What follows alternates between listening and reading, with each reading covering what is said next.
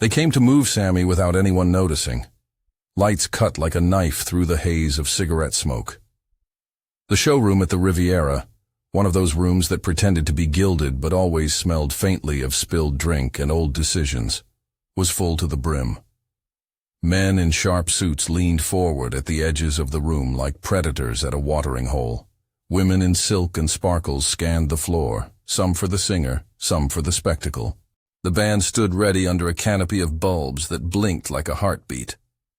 Sammy was the kind of performer who could make a crowd forget the room around them. He had a voice that held the city's loneliness and turned it into rhythm. He could take a small song and make it feel like a confession. That night he was center stage, in a black jacket that caught the light, a cigarette stubbed into an ashtray at his elbow. The crowd loved him for being honest in a town built on illusions. In the fourth row, where men kept their hands loose on the velvet rope and their eyes measured the moment, a hand rose. Not for a round of applause, not for appreciation. A hand lifted in instruction. It was quick, a flicker of a gesture, something the audience mostly missed because the cameras and the lights and the chatter did their work keeping people from seeing the small machinery of control. Those gestures were how the room remembered who owned it. The Capo's motion was a small public thing, and it meant everything. Move him back, put someone else forward, reassign the light. Not in private, not quietly after the show, in front of everyone. Why humiliate a singer in a crowded showroom? In Las Vegas, visibility is currency. To be center stage is to be respected. To be pushed to the back is to be declared irrelevant. You could buy favors and sign contracts and grease palms until the ink ran, but nothing replaced the raw theater of a public display. If you could make a man take the backstep in broad daylight, you let the whole city know who paid for the night. Sammy felt it before the second chorus finished. He saw the way the saxophonist's eyes flicked to the side, the way the drummer's shoulder tightened. He watched the trumpet player, who had been with him for 10 years, glance at Dean like a man reading the weather. Dean was the band leader and, in that small universe, more mediator than musician. He knew the cues of the stage. He knew how to keep the lights from falling into disaster. He also had a way of saying no that had saved more than one singer from being publicly stripped of dignity. When the Capo's men whispered the order, an insinuation more than a command, everyone in the immediate orbit heard it. The band was to move Sammy to the back of the bill. The crowd would be left to wonder. The Capo wanted the humiliation to look like a spontaneous correction. That's what power does best. It masks force in the routine. Sammy's voice wavered. A note missed its mark, like a man who's suddenly forgotten a name. The bass line faltered. The trumpet player, who had always been loyal, looked at Dean as if he could translate the motion into resistance. The motion across the room was almost polite, an Italian suit, a smile that never reached the eyes. The Capo didn't need to shout. He had built 1,000 quiet economies of fear. He owned the room in small purchases, a favor here, a threat buried in a handshake there. He had learned the lesson of spectacle early, how the same light that promised glamour could also be a tool for shaming. Dean did not give the order to move. He stood still, a hand on his sax, the other tapping once at the rim of his stand. The band waited for him like a flock waits for its shepherd. He looked the Capo's way and then at Sammy.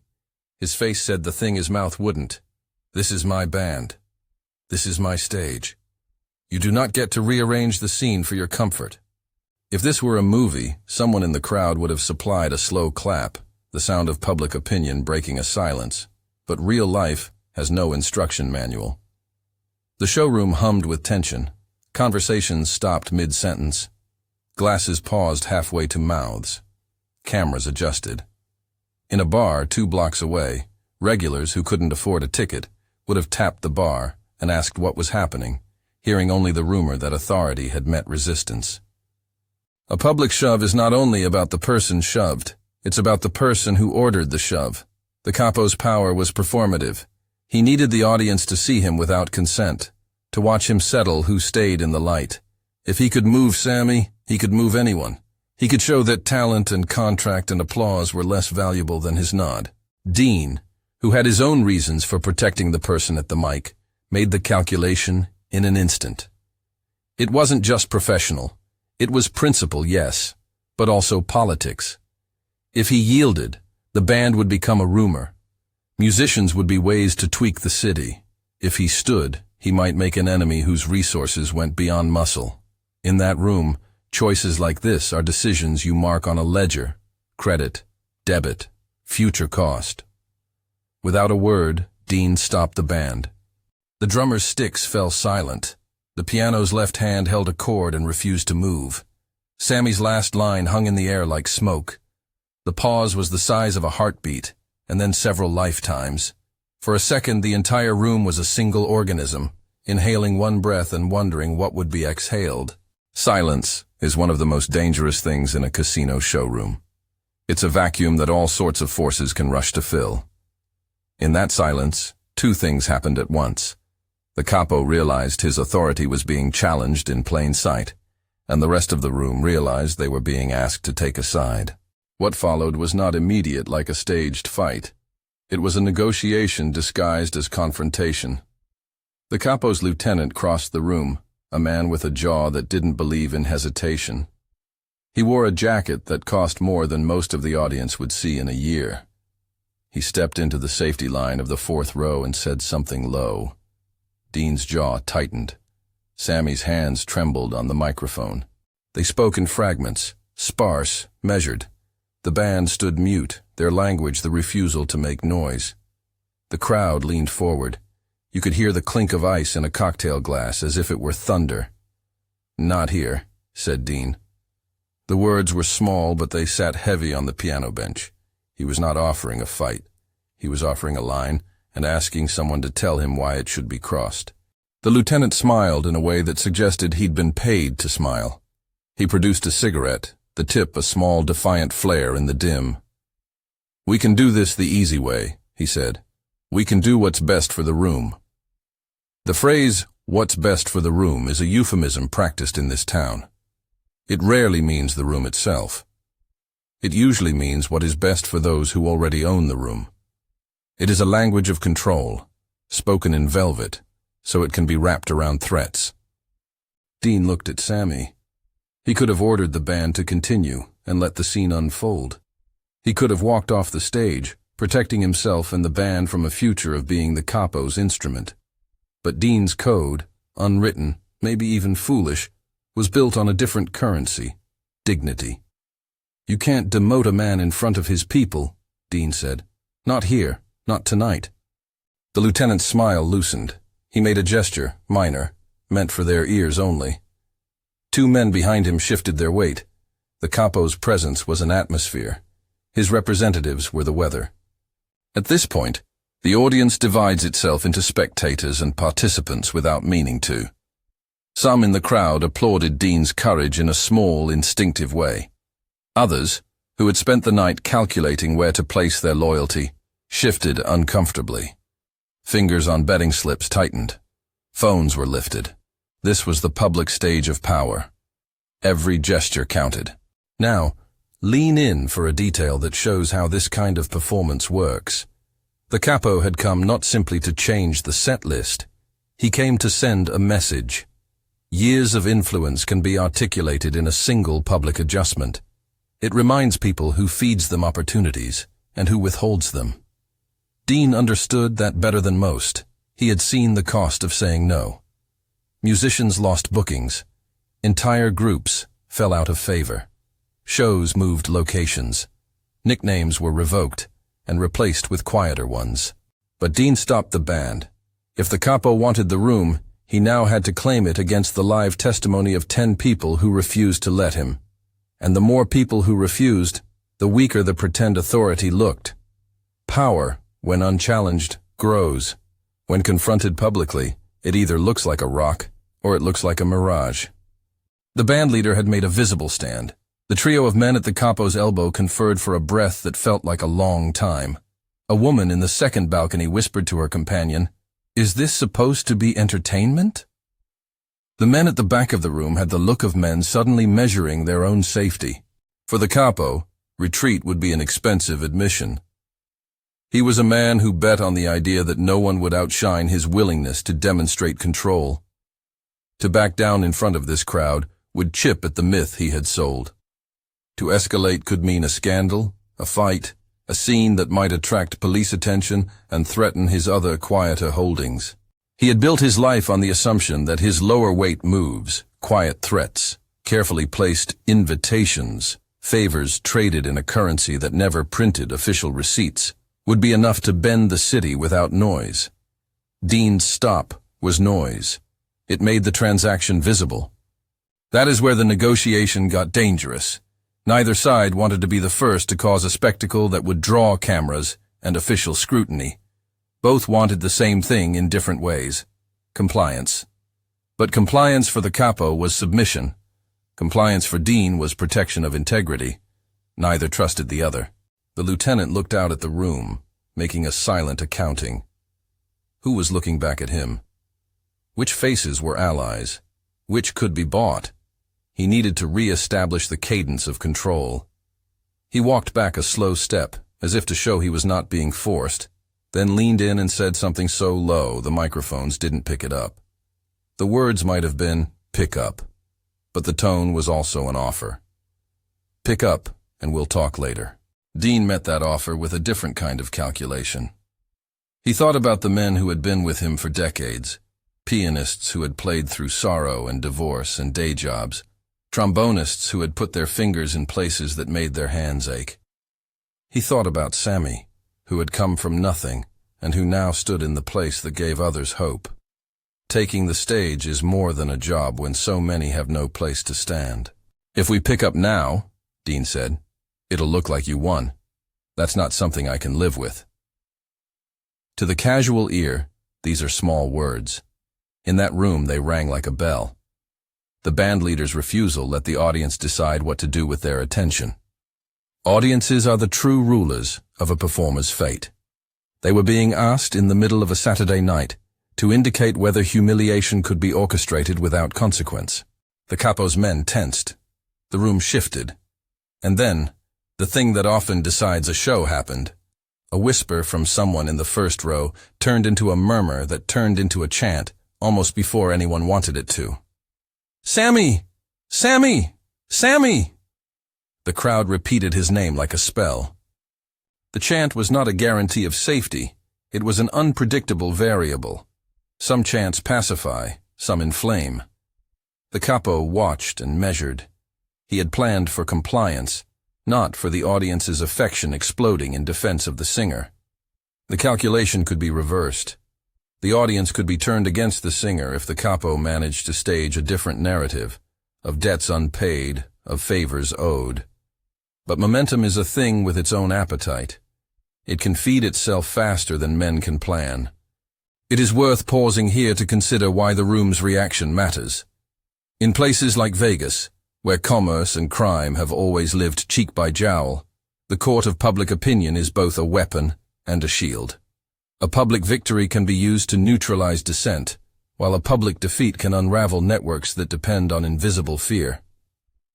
The Capo had built his rule on something fragile, the idea that people would prefer quiet arrangements to public chaos. Dean's refusal introduced chaos into that arithmetic. The Capo made a choice, one of those divided decisions men with much to lose have to make. He could back down and leave with his dignity intact, but a slight bruise to his image.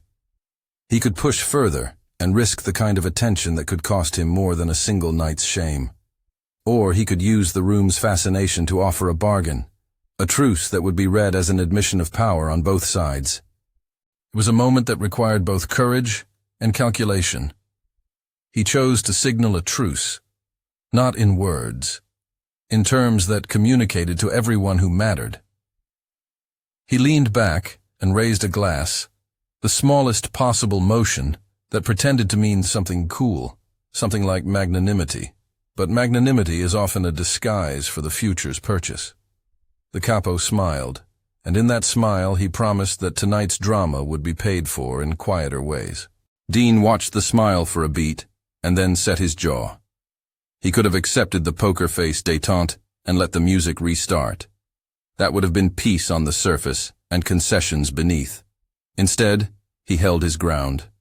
The truce, he knew, was a kind of paper that dissolved if not proofed by action. He needed a response that would preserve Sammy's dignity without getting them all killed. So he did something smaller than a heroic gesture and larger than mere stubbornness. He called for the band to play on their terms, not the Capo's. He lifted his hand, not to command the room, but to cue the trumpet. The trumpet lifted the melody where it had left off, raw and wounded and honest. The band played the next bar like men who had decided to remember themselves. Music resumed, but the room had changed. The song's next note carried with it the memory of a pause. People listened to the lines differently now. Applause came, but it was not the simple applause of entertainment. It was the applause of agreement, of support for dignity kept in the teeth of public intimidation. This is the exact point at which many stories fork. Some versions say the Capo saw his authority weakened and quietly planned retribution in the back rooms of the Strip.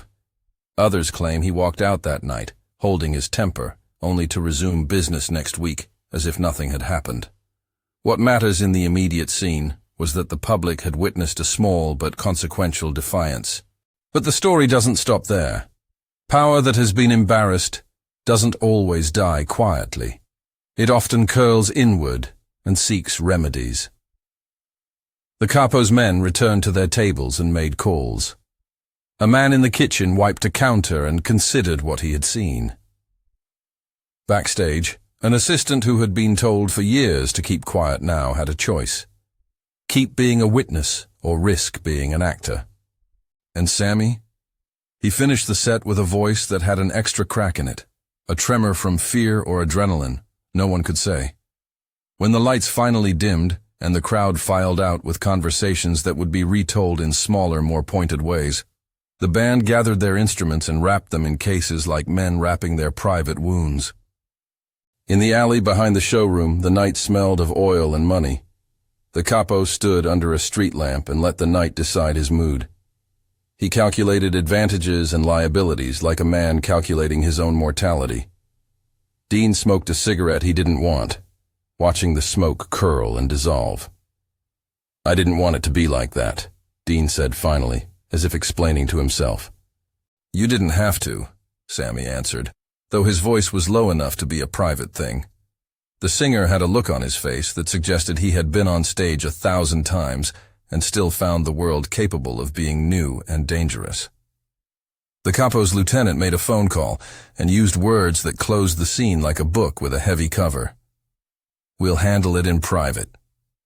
Those words are often the prelude to consequences that are quieter and more severe than public humiliation.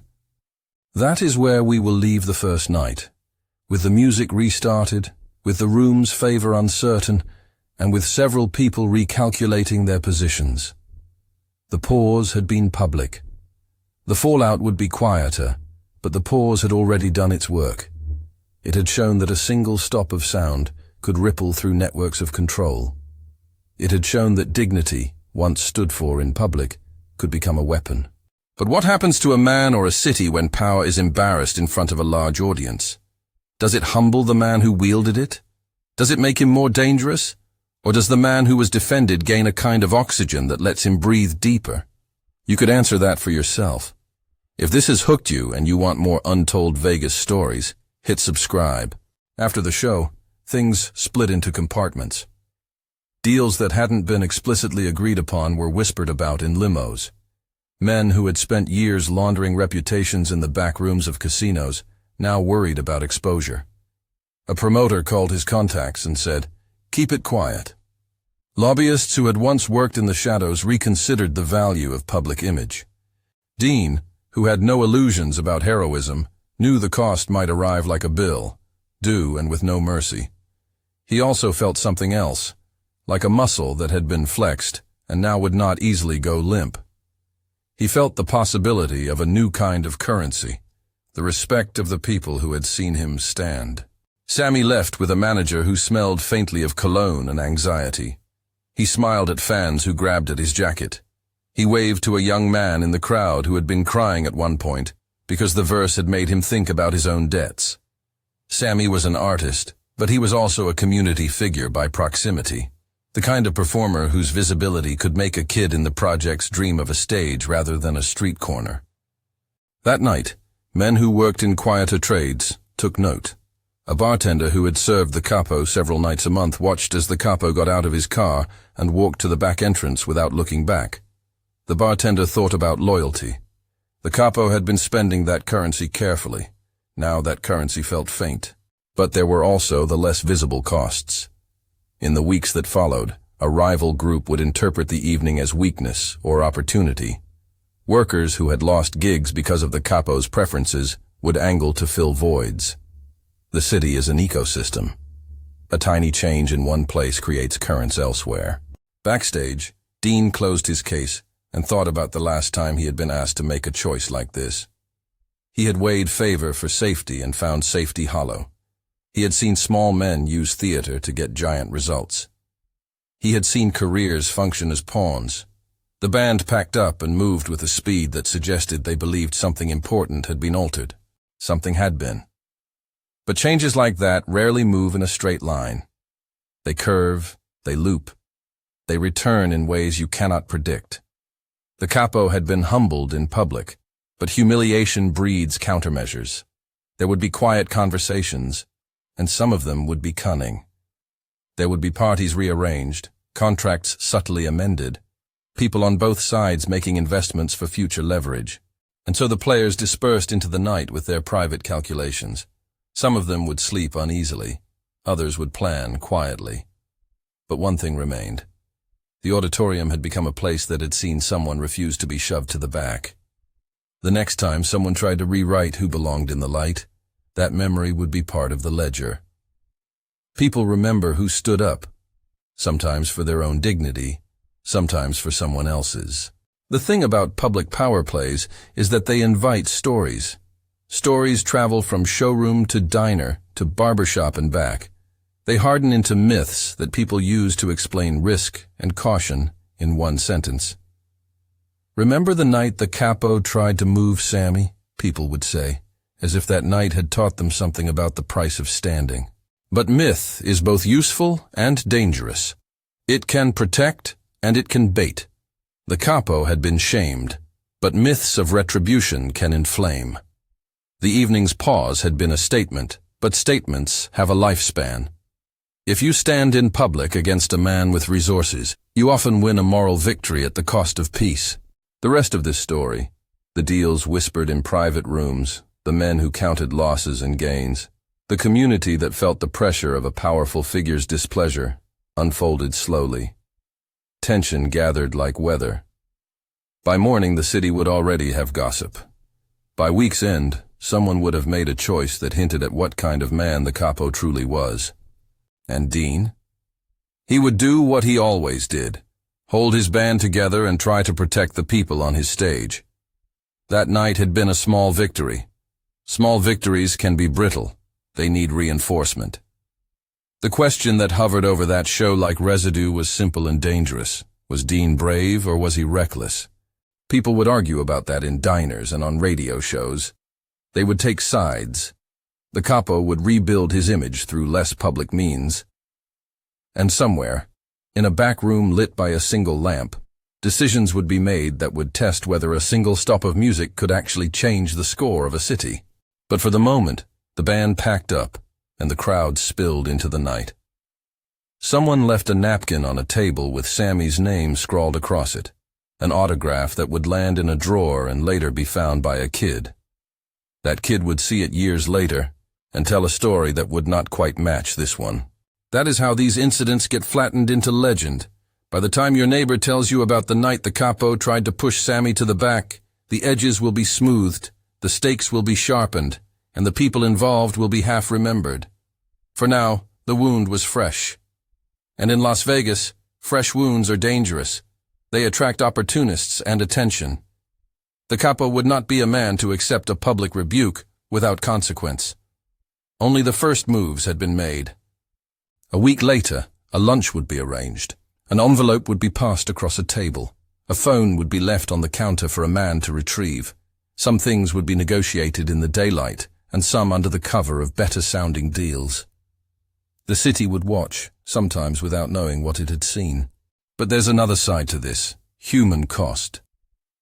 While men in suits maneuvered, people who owed money, who wanted to eat, who were trying to pay for a child's school, these were the real casualties. When power is exercised like that, it is not abstract. Jobs are lost. Opportunities are shifted. Entire nights of work move across payrolls. In exercises of punishing public humiliation, the ripple is financial and very personal. Sammy would start getting calls that weren't offers, but warnings. The trumpet player would find a booking cancelled with a line about scheduling conflicts. The bar owner who once booked the Capo's table would suddenly find his license under scrutiny. Power loves to leave fingerprints on people who can't afford to protect themselves. And so those ripples would find a way into lives that had nothing to do with the original prideful gesture. This is the cost you hear less about in the headlines. When the band keeps playing, the people behind the scenes keep paying. Night folds into morning. The showroom lights become dull as the cleaning crew wipe the stage. The Capo drives off with the headlights cutting the dark. Dean goes home to a modest apartment, his hands still smelling faintly of tobacco and brass. Sammy tries to sleep on a bed that has known better times and worse ones alike. And somewhere in the middle distance the city continues to breathe, unaware that a small pause in the music had made certain men rethink plans. The public spectacle had done its work. It had exposed the fragile margins of ownership. It had reminded people that theater is real power, and that sometimes one man's refusal to move can become an act that reshapes a balance. But important scenes seldom end with a single night. They unfold through slow negotiations, through the exchange of favors, through grudges that simmer. The Capo's humiliation would not be the last line anyone wrote about him. It would be one of many paragraphs in a longer biography of influence and reaction. And as the city moved on, the people who had been in that room stayed awake in small ways. They thought about what they had done and what they had seen. Some thought of courage. Some thought of risk. Some thought about survival. The band's road manager packed the stage clothes into a battered trunk and stuck a post-it on the lid that read, in shaky capital letters, "Keep the lights on." He didn't mean the literal lights. He meant keep their names alive, keep the belonging intact. The post-it was a kind of small strategy. Inside a casino suite, the Capo sat alone and looked at his hands. Power is a thing that presses on men in ways they rarely show. He would remake his strategy. He would make back channels work. He would remember the chant and the silence and file the memory away for later use. Out on the street, a young man who had been in the crowd would tell his friends the story in a way that made him sound bigger than he felt. A waitress would recount the event to her co-workers and add details she had not seen. Stories spread like a chorus with different harmonies. And the band? They would play the next week, and the week after. People would come to see what had happened in the stillness.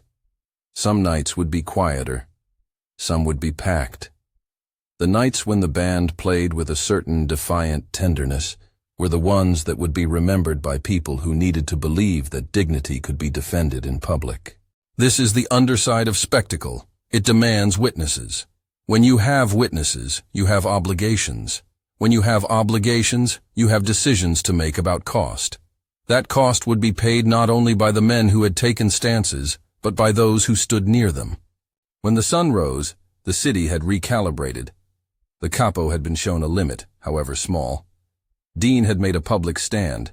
Sammy had not been moved to the back. For some, it was a small moral victory. For others, it was an opening. The rest of the story will deal with what came after. The bargains and the men who made them. The threats that traveled in envelopes and in glances. The ways in which a single public refusal can either shift the balance of power or provoke a dangerous correction. For now, that night exists as a photograph. A band frozen over, a mic trembling, a Capo waiting, and a city that had watched a line be drawn in the sand. Was Dean brave or reckless?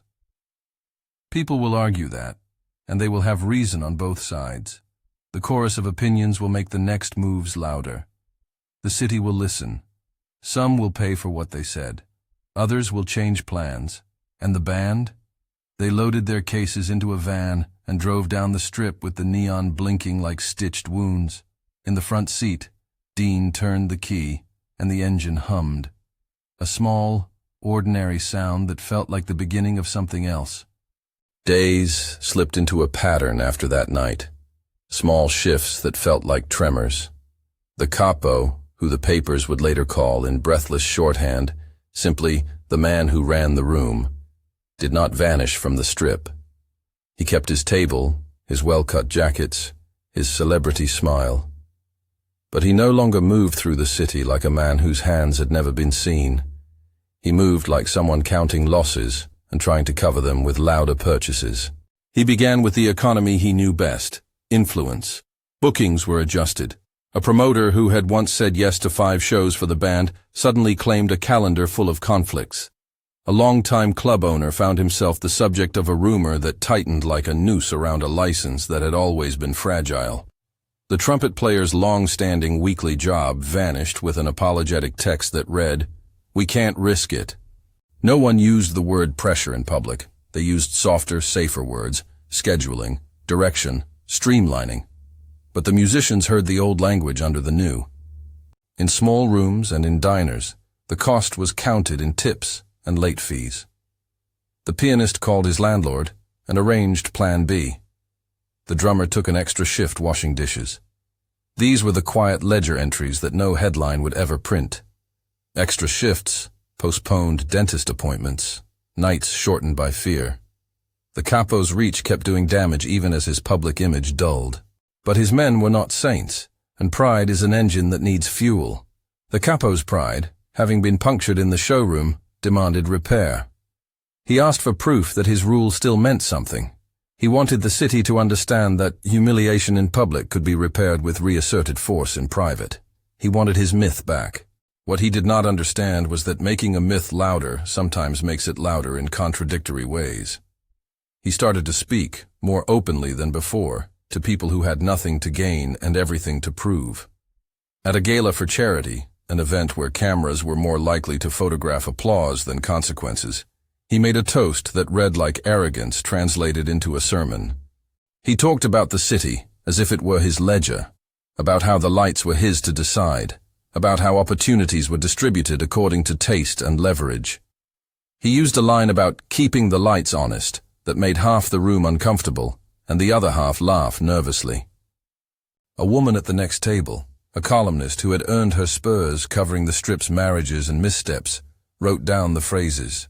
She had been watching, not because she wanted to indict a man, but because she had sat through too many nights where small people had been made smaller for the sake of a table's comfort.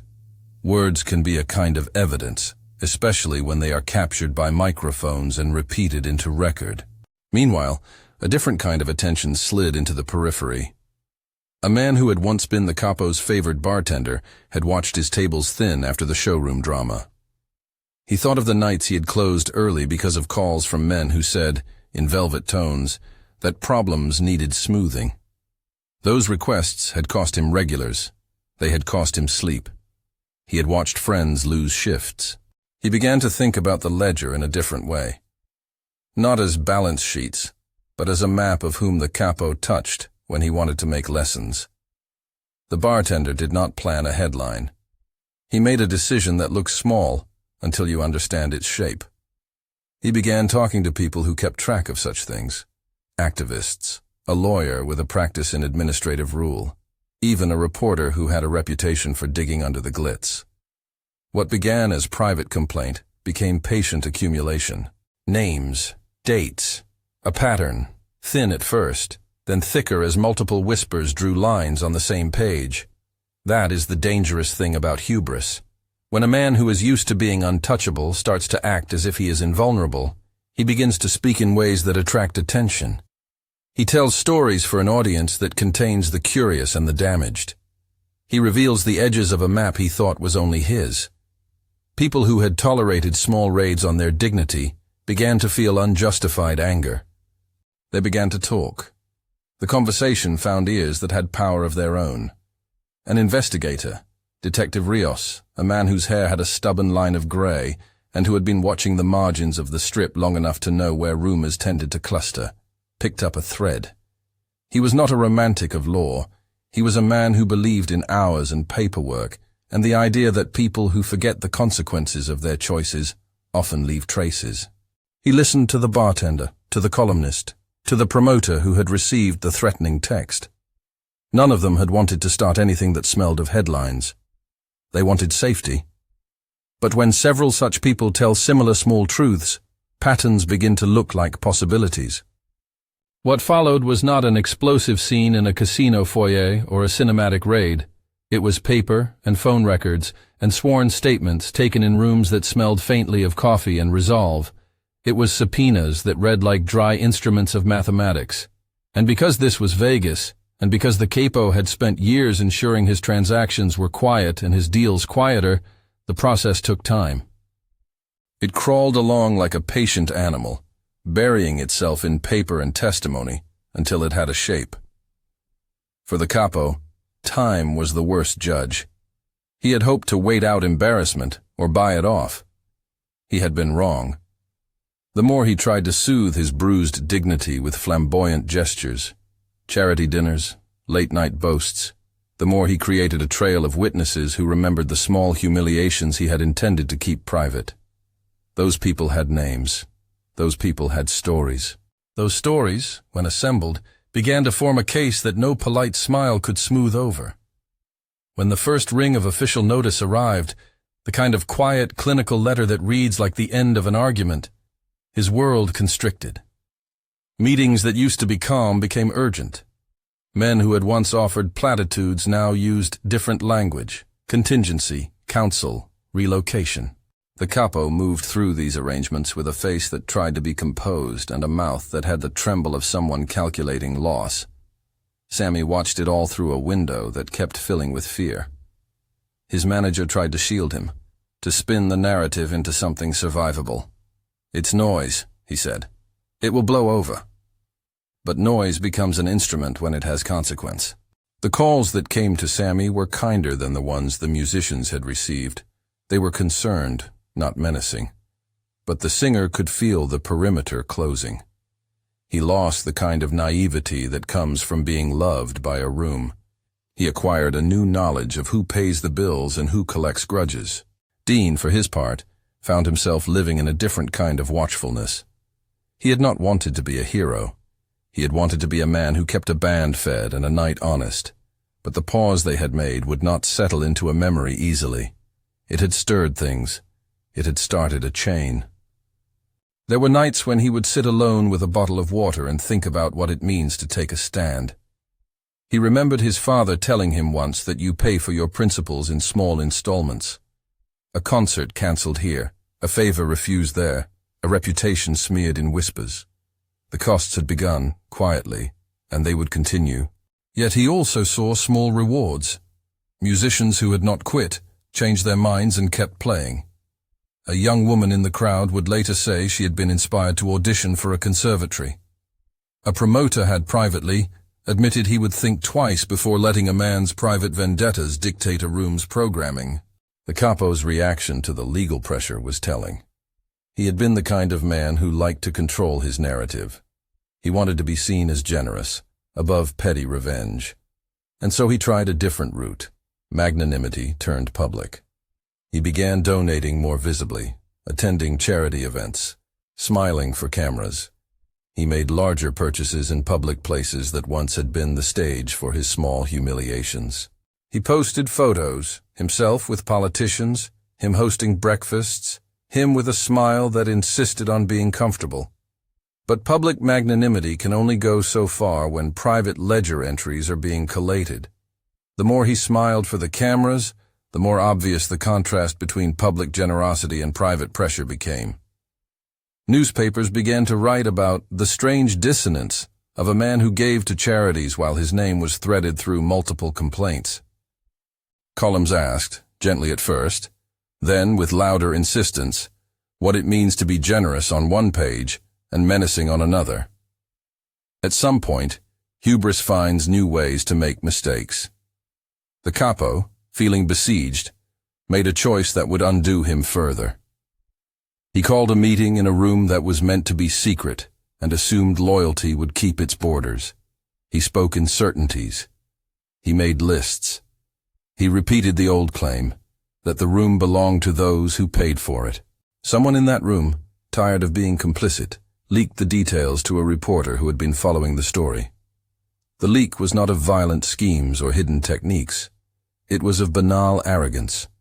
Names of men who had been paid off, dates of promises unfulfilled, phone numbers that linked to accounts of favors. The leak read like a confession because it was a map of purchases that had been used to buy silence. Once such a map exists, the city takes note. Philanthropy becomes thin cover. Pride becomes a headline. Legal efforts accelerate. The Capo's network, built over years on small transactions and quiet threats, began to display the vulnerabilities that exist in any human enterprise. People change, loyalties shift, fear turns into courage or exhaustion. That is how empires of influence crumble, paper by paper, betrayal by betrayal, until the sound is not of a single crash, but of 1,000 tiny snaps. When the first public hearing took place, an administrative inquiry that then seeded further investigation, the Capo's face told the story of a man miscalculated. He showed up in the same jacket that had been his armor. He smiled for the cameras. But smiles are brittle things in rooms lit with fluorescent light and procedural language. Witnesses spoke. Bartenders, musicians, promoters, some with trembling voices, some with flat, resolved ones, told stories about nights that had cost them work. The words were not aimless. They had an effect. The headlines that followed were not immediate causes of downfall. They were accelerants. Sponsors who had once kept arm's-length arrangements began to think about reputational risk.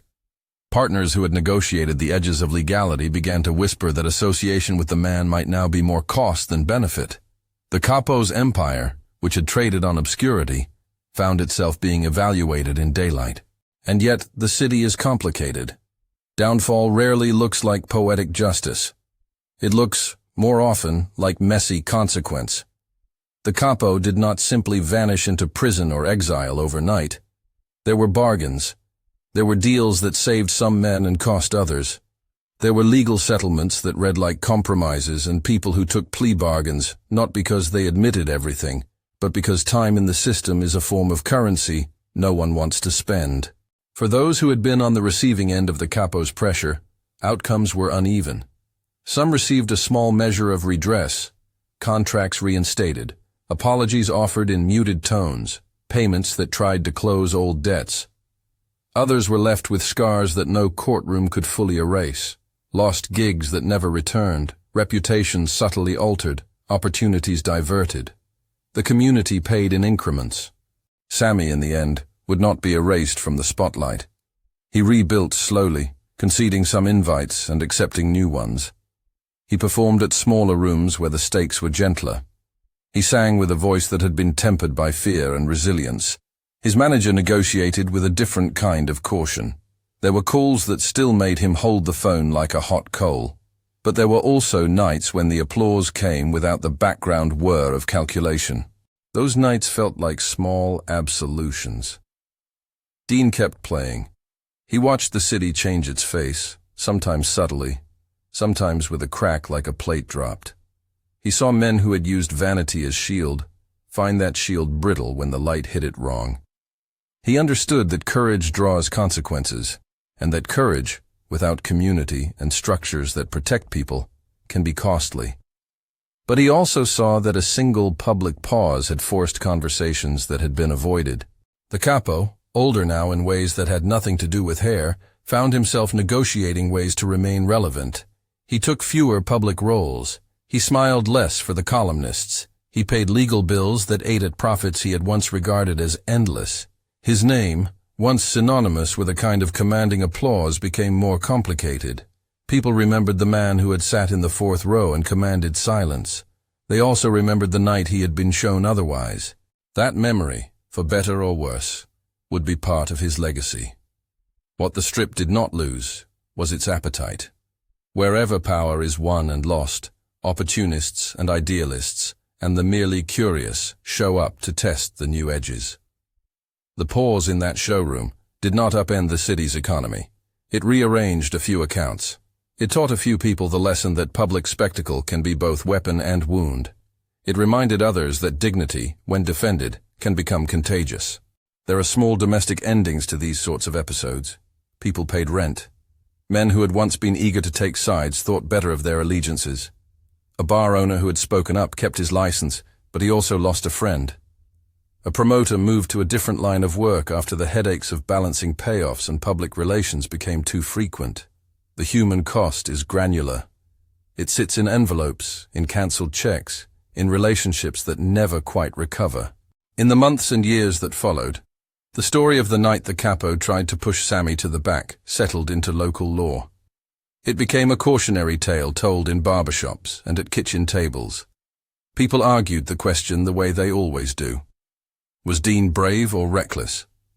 Was the Capo simply protecting a business model in a town where control meant survival? Did Sammy owe his career to stubbornness or luck? There were no clean answers. There were only versions, and each version told more about who was speaking than about a single night. What matters, finally, is what the pause became. For some, it was proof that public resistance can work. For others, it was an example of how quickly defiance invites consequence.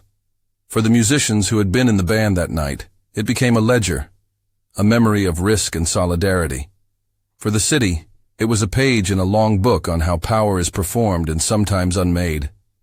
If there is a moral blunt enough to survive the particulars, it is this. Spectacle buys you authority, but it also exposes you.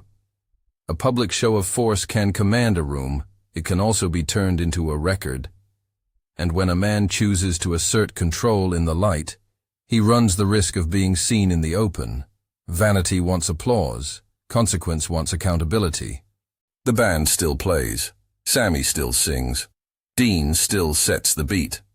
The Capo's table still exists, but people look at it differently now. They measure their words in ways they had not before. The city keeps spinning, built on deals and performances, favors and resistances. The pause that night was not an end. It was a hinge. It shifted a door just enough so that when it opened again, people noticed the draft. Was Dean brave, or was he reckless? Decide for yourself. Leave your answer below and tell us why. And if you want more untold stories from behind the lights of the Strip, subscribe and join the conversation.